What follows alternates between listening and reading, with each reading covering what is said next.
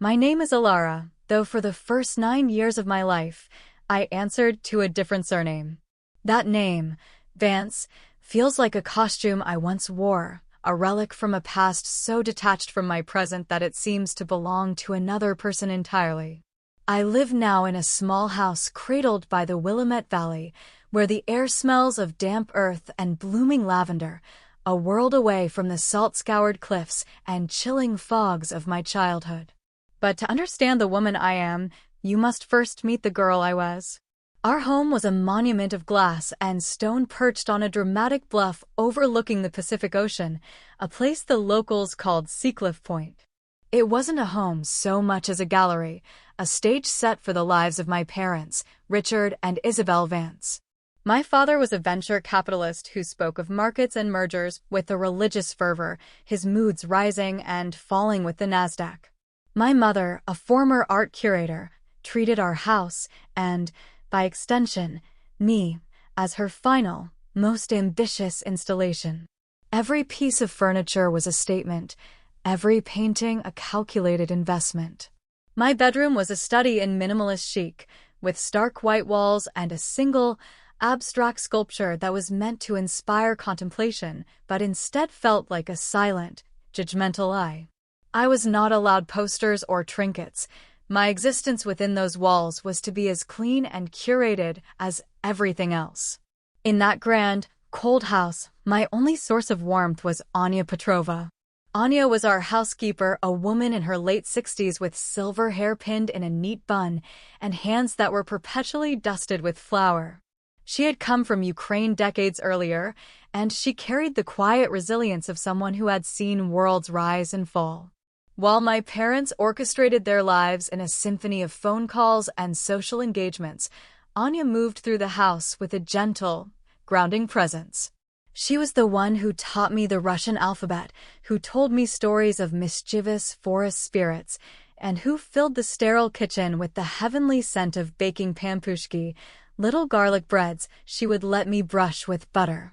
I remember one afternoon, the relentless Oregon rain drumming against the vast windows, making the world outside a blur of gray. I was 8, sitting at the massive granite island in the kitchen, watching Anya knead dough. "The secret, Malenka," she said, her voice a low, melodic hum, "is not in the strength of your hands, but in their patience. You must feel the dough. Listen to it." She took my small hands in hers and pressed them into the soft, yielding mound. For a moment, it was just us, the rhythmic press and fold of the dough a silent conversation between us. From the living room, my mother's voice, sharp and clear as crystal, sliced through our peace. "Richard, the Mortensons are bringing their broker to the gala on Saturday. We simply must make a better impression than we did at the regatta." I was thinking of wearing the new Lanvin. My father's reply was a low, tense murmur I couldn't decipher. A familiar knot of anxiety tightened in my stomach. The house had been humming with that same tension for months. Servants, once a quiet, constant presence, had begun to disappear. First the gardener, then the chauffeur, until only Anya remained. Whispers I wasn't meant to hear drifted from my father's study late at night, words like liquidity, margin call, and catastrophic loss. He had staked our fortune on the burgeoning dot-com boom, and the bubble, it seemed, was beginning to leak. My mother, in her own way, was reacting to the pressure. Her response was not to conserve, but to consume. Couriers arrived daily, bearing boxes from designer boutiques in Paris and Milan. Gowns worth more than a car hung in her closet, their price tags still attached, like tiny, defiant flags planted against a tide of ruin. My father's study became a fortress of despair. Once, I crept to the door, drawn by the sound of a slammed fist. Peeking through the keyhole, I saw him at his desk, his face illuminated by the green glow of his monitor. He was surrounded by stacks of paper, many of them emblazoned with menacing red letters. The debt, as I would later learn, had swelled to an impossible $7 million. Anya saw the shadows lengthening in our home, and she held me closer. She never spoke of the delayed paychecks or the anxious phone calls she fielded from creditors. Instead, She would find small ways to build a fortress of normalcy around me. "Tonight, we make pierogi," she would declare, her smile a small, brave light. "You will be in charge of the pinching. It is a very important job." But even Anya's love couldn't shield me from the conversation I overheard one Tuesday evening in November. The air was thick with the coming of a storm, and the wind howled around the eaves like a mournful animal. I was on my way to my room when I heard my parents' voices from behind the heavy oak door of the study. I froze, my hand hovering over the cold brass knob. 10 million, my father's voice was strained, stripped of its usual confidence. "It's the only way, Isabel. It would wipe the slate clean." But Richard, to even think of it, my mother's voice was a thin, trembling thread. "She's our daughter. What good is a daughter if we're in debtor's prison? It's a tragedy, an accident. People have accidents all the time. They'll investigate. It was your profligate spending that pushed us to this. Your need to keep up appearances." The words were a vicious snarl. "Now you will help me fix it." I didn't understand the specifics. The term life insurance was foreign to me, but I understood the chilling calculus in my father's tone. I understood the terror in my mother's. I was a problem, and they were discussing a solution. I backed away from the door, a silent scream trapped in my throat, and ran to my room. That night, I dreamed of falling, the gray, churning ocean rising up to meet me. 2 days later, my father announced a surprise. "We're going on a family trip tomorrow, Alara," he said, his smile a terrifying, hollow mask. "A drive up to Cape Sorrow. I hear the views are breathtaking this time of year." My mother stood beside him, her face pale and drawn. She handed me a box. Inside was a brand new Nikon F3 camera, heavy and cool in my hands. It was a professional-grade film camera, a piece of equipment far too sophisticated for a child. "To capture the memories, darling," she whispered, her eyes refusing to meet mine. I knew, with the chilling certainty that only a child can possess, that this was not a gift of love. It was a prop. I was a prop. And we were all heading towards the final act of a play I had never auditioned for. That night, as the storm finally broke, lashing the house with wind and rain, I clutched the worn, stuffed rabbit Anya had given me years ago, its button eyes the only steady, comforting presence in my collapsing world. I prayed for the morning not to come. The morning of November 15th, 2001, dawned with a deceptive calm. The storm had passed, leaving behind a sky the color of washout denim and air that was sharp and cold. The world seemed scrubbed clean, but the dread in my heart was a heavy, unmovable stone. My father was unervingly cheerful as he steered our silver Lexus up the winding coastal highway. My mother sat in the passenger seat, a statue carved from ice, her gloved hands clenched in her lap. I sat in the back, the heavy Nikon camera a dead weight on my knees. "Almost there, Alara," my father said, his eyes meeting mine in the rearview mirror. They were bright with a feverish energy that frightened me. "You'll get some incredible shots. The light after a storm is just perfect for photography." Cape Sorrow was a desolate, windswept promontory that jutted out into the Pacific. It was a place of raw, brutal beauty, known for its treacherous cliffs and unpredictable weather. We were the only car in the small, gravel parking lot. The wind whipped at us the moment we stepped out, carrying the scent of salt and decaying pine needles. It tore at my hair and bit at my cheeks. "There's a special lookout this way," my father announced, unfurling a map that he didn't seem to need. He led us away from the marked trail, towards a smaller, overgrown path marked with a faded wooden sign, "Danger. No trespassing. Cliff edge unstable." My mother hesitated for a fraction of a second, a flicker of something protest? Fear in her eyes before she followed him. I trailed behind, my small legs struggling to keep up. "Dad, the sign says it's not safe," I said, my voice small against the roar of the wind and surf below. "Don't you worry, sweetie," he called back over his shoulder. "It's an adventure." He stopped at a small, flat outcrop of rock that offered an unobstructed, terrifying view of the churning ocean hundreds of feet below. The waves crashed against the base of the cliff with a percussive boom that I could feel in my chest. "This is it. The perfect spot," my father said, taking the camera from my hands. "I'll take the first one. You go stand over there, Alara. A little closer to the edge. We want to get the ocean in the shot." I did as I was told, my sneakers scuffing on the damp, mossy rock. The abyss seemed to pull at me. I could feel its vast, empty promise. I turned to look at my mother. She stood several feet away, her back partially turned to me, staring out at the horizon as if she could will herself to be anywhere else in the world. Then I looked at my father. He wasn't looking through the viewfinder. He was looking directly at me. The bright, feverish mask had fallen away, and in its place was an expression of utter emptiness, a void of chilling pragmatism. "You were a bad investment, Alara," he said, his voice flat and calm, almost conversational. It was more terrifying than any shout. "But you're about to mature." I didn't have time to process the words. A firm, deliberate pressure on my back. A sudden loss of balance.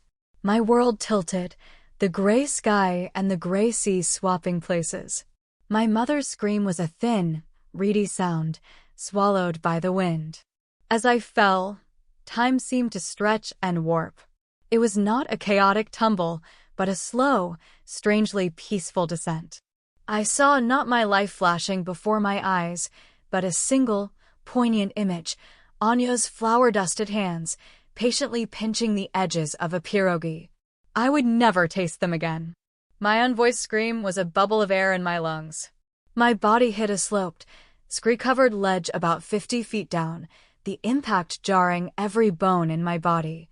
I slid and tumbled downwards, the world a chaotic blur of rock and thorny scrub. And then, a sudden, violent jerk. I was dangling, suspended in midair. The thick leather strap of the new Nikon camera, slung around my neck, had snagged on a gnarled, wind-stunted tree root jutting from the cliff face. Hanging there, swinging gently in the wind, my consciousness began to flicker. In that hazy space between terror and oblivion, a strange sound began. Click. A brief, brilliant flash of light. Whir. Click. The camera, its shutter button likely depressed in the fall, had begun to take pictures. The automatic winder advanced the film, and the flash fired again and again, a desperate, mechanical SOS, blinking out into the gray afternoon. It was that light that saved me.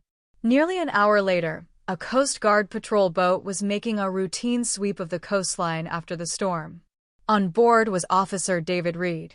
"Hey, you see that?" he said to his partner, pointing towards the cliffs. "Up there. A light. Like a camera flash." His training and intuition told him something was wrong. A call was made, and what followed was a rescue operation of immense difficulty and courage. The sheer cliff face, the unstable rock, the biting cold. But David and the team he summoned didn't give up. He was the first one to rappel down to me. "I've got her," he shouted into his radio, his voice a beacon in the encroaching twilight. "She's alive. Very weak pulse, hypothermic." As they prepared the basket to winch me to safety, a volunteer first responder who had arrived with the land-based crew made her way as close as she could. It was David's wife, Lena. While they secured the ropes, she called down to me, her voice impossibly warm and steady. "Hang on, sweetheart. We're right here. You're not alone." In the emergency room, the diagnosis was grim: a shattered femur, a fractured collarbone, severe hypothermia, and a litany of cuts and bruises. But the deepest wound was not visible on any X-ray. My memory of the event was a shattered mirror, full of terrifying shards, but no whole picture. I couldn't articulate what had happened. All I had was a single, echoing phrase, my father's final verdict: "You were a bad investment." The police investigation, led by a weary but perceptive detective named Miller, hit a wall. Richard Vance gave his statement, a masterful performance of a grieving father whose daughter had slipped and fallen while taking a photograph. There were no other witnesses. With my inability to testify, there was not enough evidence to proceed. 48 hours later, Richard and Isabel Vance had disappeared. Their grand house at Seacliff Point stood empty, soon to be swarmed by creditors picking over the bones of their ruined life. In my hospital bed, I stared out the window at a world that no longer felt safe. Detective Miller, however, held onto one piece of evidence, a piece he chose not to reveal to anyone: the Nikon F3 and its roll of film. He had a hunch that the truth was captured in those frames, a truth he would wait patiently to develop.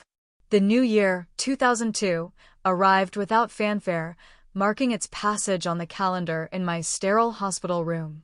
The physical fractures were knitting back together, but my spirit remained broken. I rarely spoke. The world outside my window seemed distant and muted. My parents' disappearance was a recurring item on the local news, their smiling society photos a ghostly reminder of the life that had been a lie. Into this silent, gray world stepped Lena Reed. She was in her early 50s, with kind, crinkling eyes and hair the color of sand and seafoam. She visited every single day, bringing not pity, but a quiet, steady presence. Sometimes she would read to me from books of poetry. Other times she would simply sit and knit, the soft click of her needles a comforting rhythm in the quiet room. Her husband, David, the man who had rappelled down a cliff to save me, would often stop by after his shifts, his presence solid and reassuring. They had no children of their own. One afternoon, Lena took my hand. It felt small and fragile in her warm, capable one. "David and I have spoken to the social workers," she said gently, her gaze direct and full of a profound sincerity. "We've applied to become your foster parents, Alara. We'd like you to come live with us, if you'll have us." For the first time in months, tears pricked my eyes. It wasn't a question of having them, it was a question of whether I was worthy of being had. The echo of my father's voice was a constant whisper in my mind. Bad investment. But Lena and David seemed determined to prove him wrong. That spring, I left the hospital and went home with them. Their house was the antithesis of the Vance mansion. It was a modest, cedar-shingled bungalow nestled in a grove of fir trees a few miles inland from the coast. It smelled of wood smoke, baking bread, and Lena's lavender soap. Every surface was covered with books, hand-thrown pottery, and David's collection of nautical charts. It was a house that was lived in, a house that was loved. My room was painted a soft, sunny yellow. On the bed was a handmade quilt, and on the small wooden desk, a vase of wildflowers. It was a space that felt like a hug. The healing was a slow, painstaking process. I was haunted by nightmares and plagued by a gnawing anxiety that could descend without warning. But Lena and David were endlessly patient. They never pushed. They simply made space for my pain. "There is no such thing as a worthless person, Alara," Lena would tell me, her voice firm but gentle, whenever she saw the shadow pass over my face. "You are made of the same stuff as stars. You just need to remember how to shine." Twice a week, she drove me to a therapist in a nearby town. Slowly, tentatively, I began to talk. But my true therapy happened in Lena's studio. At the back of the house was a light-filled room that had once been her professional workshop. Lena, I learned, had been a celebrated artisan jeweler, known for her intricate work with silver and semi-precious stones. She had given up her commercial business years ago to live a quieter life with David, but she had never given up her art. The studio was a magical place, filled with the smells of metal, wax, and polishing compound. Tools I'd never seen before hung in neat rows. One afternoon, she sat me down at her workbench. "I want to show you something," she said, placing a lump of jeweler's wax in my hand. "This is where it all begins. With something formless. You can make it into anything you want." Under her guidance, I learned to carve the wax, to heat and shape metal, to set stones. My hands, which had once felt so small and useless, discovered a new language. The intense focus required to solder a delicate joint or polish a piece of silver silenced the noise in my head. I was taking raw, sometimes ugly, materials and transforming them into things of beauty and value. It was a powerful alchemy. I was, in essence, remaking myself. On my 13th birthday, they gave me my own set of tools and a small workbench in a corner of the studio. My talent, nurtured by Lena's expert tutelage, began to flourish. I started creating pieces inspired by the world around me, the curve of a wave, the texture of tree bark, the color of a wild iris. In high school, I began selling my creations at the local farmer's market. The first time a stranger paid me $20 for a pair of silver earrings I had made, I felt a jolt of validation that was more powerful than any praise my parents had ever given me. After high school, I enrolled at the University of Oregon, majoring in fine arts with a minor in business. I knew, with a clarity that surprised me, what I wanted to do.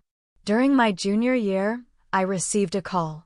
The private investigator Lena had hired years ago to discreetly keep track of my parents' whereabouts had a new lead, a credible sighting in Brazil. I thanked him for his work and told him to close the case. "I'm not looking for them anymore," I explained, my voice steady. "I know who my family is."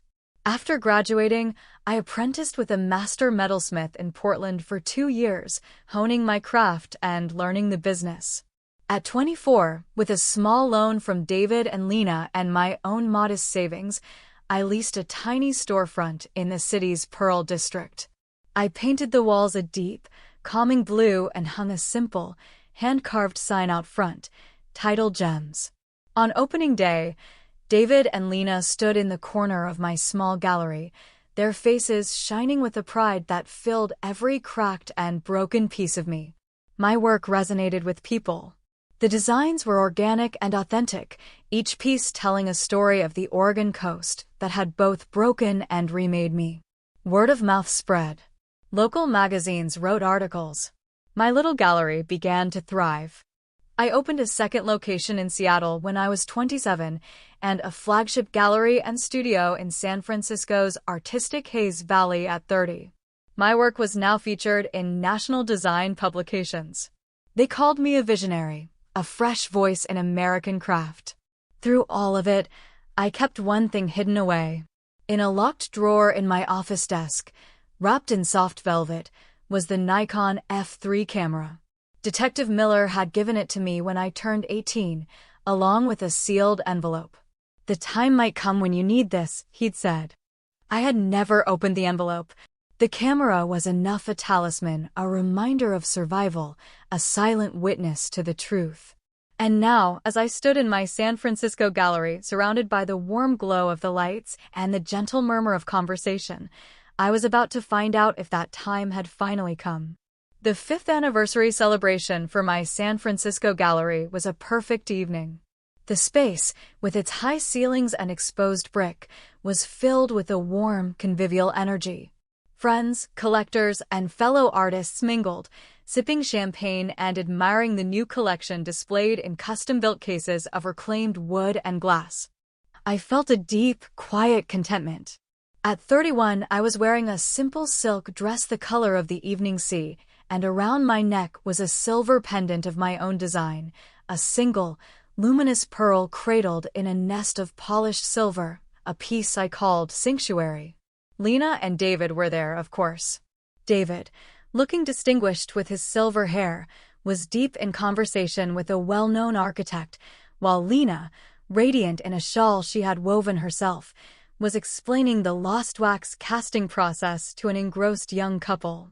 Seeing them there, so at home in the life I had built, filled me with a gratitude so profound it was almost painful. It was just after 8 o'clock when the gallery's bell chimed, announcing a new arrival. I glanced towards the door, a welcoming smile on my face, and my heart stopped. Standing just inside the entrance were 2 people who looked like faded photographs of ghosts I had long tried to forget. 22 years of life on the run had been relentlessly cruel. The man, my father, was stooped, his expensive suit now ill-fitting and frayed at the cuffs. His face was a roadmap of anxiety and cheap whiskey. The woman beside him, my mother, was a caricature of her former self. The elegance had curdled into a brittle hardness, her face a taut mask of desperation beneath a layer of too bright makeup. Isabel's eyes darted around the room, a flicker of her old, assessing nature surfacing as she took in the art, the well-dressed crowd, the palpable success. She saw it not as a daughter's triumph, but as a resource to be tapped. I watched them for a long moment from across the room, my champagne glass cold in my hand. A maelstrom of emotions churned within me, the old, cold dread of the child, the hot anger of the victim, and beneath it all, a strange, surprising surge of pity. I was no longer the frightened girl on the cliff.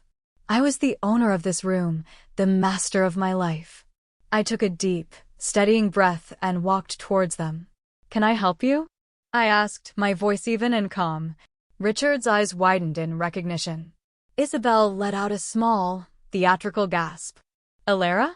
My dear girl, it's you," she said, her voice a quavering, practiced instrument. She reached for me, but I took a subtle step back.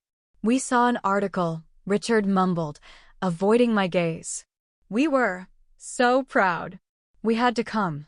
"Welcome," I said, the single word hanging in the air between us, heavy with unspoken history.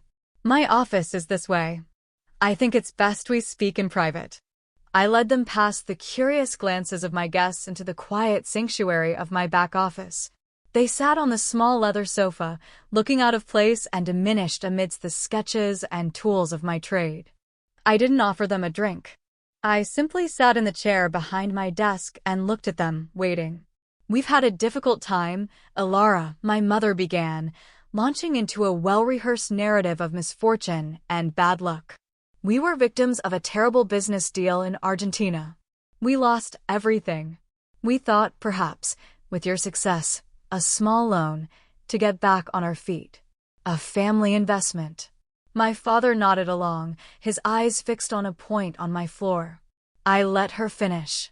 The silence that followed was absolute. Then, I unlocked the bottom drawer of my desk. I took out the velvet-wrapped bundle and placed it on the polished wood surface. I unwrapped it slowly. The Nikon F3 gleamed under the soft light. "I remember that day very clearly now," I said, my voice quiet but carrying the weight of 2 decades. "I remember the wind and the sound of the waves. And I remember your final words to me, Father. You were a bad investment." Richard flinched as if struck. Isabel's face went pale beneath her makeup. "I also have this," I continued, pulling the sealed manila envelope from the drawer. Detective Miller's name was written in the corner. I finally opened it. Inside was a set of glossy 8x10 photographs and a copy of the original police report. I slid the top photograph across the desk. It was a blurry, chaotic shot, taken from a strange, tilted angle.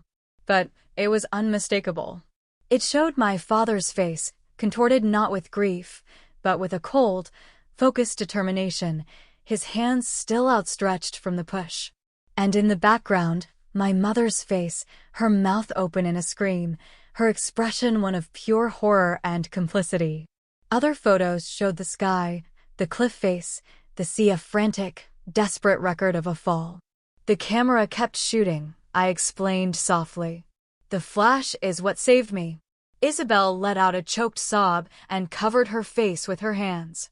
Richard stared at the photograph, his jaw slack, the last vestiges of his bravado crumbling to dust.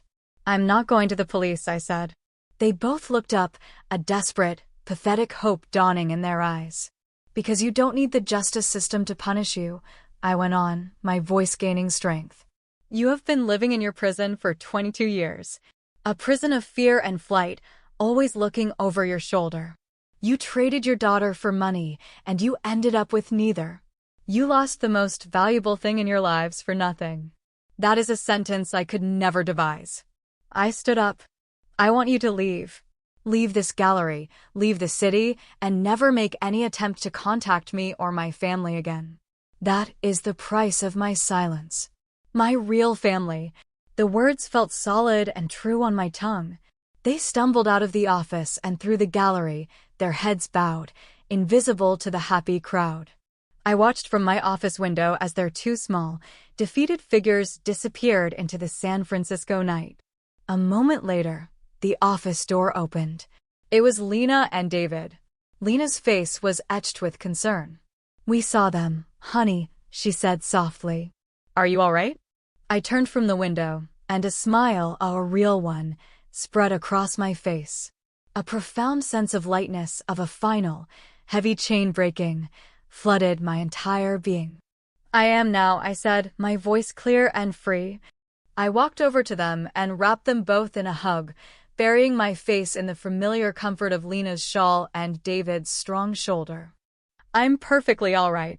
I picked up the photograph from my desk, looked at it one last time at the faces of the strangers who had given me life only to try and take it away, and then I slid it, along with the others, back into the envelope. I walked over to the industrial paper shredder by my filing cabinet and fed the envelope into it. The machine whirred to life, and 22 years of evidence, of anger and of pain, were reduced to meaningless, harmless strips of paper. The camera I would keep, but its power over me was gone. It was no longer a weapon, but simply a relic. The party was still going, the music and laughter a joyful sound. I rejoined my guests, my heart lighter than it had been since I was a child listening to Anya's stories in a warm kitchen. I had faced my ghosts and banished them, not with vengeance, but with the quiet, unshakable power of a life well lived. I was not an investment, good or bad. I was a Lara Reed. And I was, finally and completely, free.